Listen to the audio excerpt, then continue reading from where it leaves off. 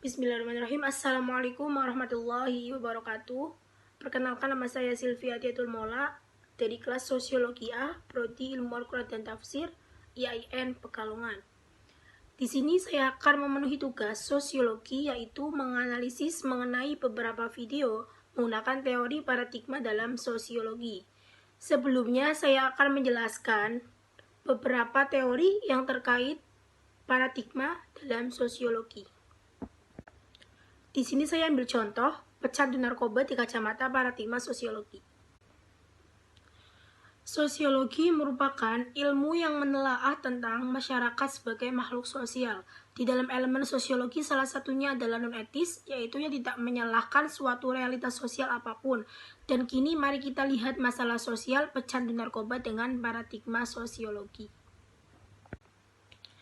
Paradigma adalah pandangan yang mendasar tentang apa yang menjadi subjek mater atau pokok persoalan yang dipelajari suatu disiplin ilmu.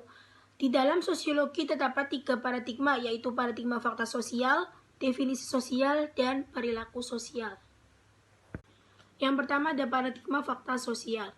Dalam paradigma ini, pokok persoalan yang menjadi pusat perhatian adalah fakta sosial yang pada garis besarnya terdiri atas 2 tipe, yaitu struktur sosial dan peranata sosial. Paradigma fakta sosial memandang bahwa penyalahgunaan nafsa merupakan penggunaan senyawa psikotropika yang memiliki resiko kecanduan bagi penggunanya dan dosis penggunanya. Peranata sosial tersebut dibuktikan dengan adanya elemen-elemen dalam penyalahgunaan nafsa. Yang kedua ada paradigma definisi sosial. Max Weber sebagai tokoh paradigma ini mengartikan sosiologi sebagai suatu studi tentang tindakan sosial antar hubungan sosial. Yang dimaksud tindakan sosial itu adalah tindakan individu sepanjang tindakannya itu mempunyai makna atau arti subjektif bagi dirinya dan diarahkan kepada tindakan orang lain. Di dalam paradigma definisi sosial, penyalahgunaan nafsa merupakan memberikan makna atau citra yang buruk terhadap diri seseorang yang melakukan tindakan tersebut, karena masyarakat menganggapnya sebagai tindakan yang merusak diri sendiri dan dapat pula menyebabkan citra yang buruk terhadap bangsa. Terus ada paradigma perilaku sosial. Tokoh pendekatan behaviorisme ini adalah Skinner yang memegang peranan penting dalam pengembangan sosiologi behavior. Paradigma perilaku sosial memusatkan perhatiannya kepada hubungan antar individu dengan lingkungannya. Pokok persoalan sosiologi menurut paradigma ini adalah tingkah laku individu yang berlangsung dalam hubungannya dengan faktor-faktor lingkungan yang menghasilkan akibat-akibat atau perubahan dalam faktor lingkungan yang menimbulkan perubahan terhadap. Nah, tadi adalah penjelasan mengenai pecandu narkoba dalam kacamata paradigma sosiologi.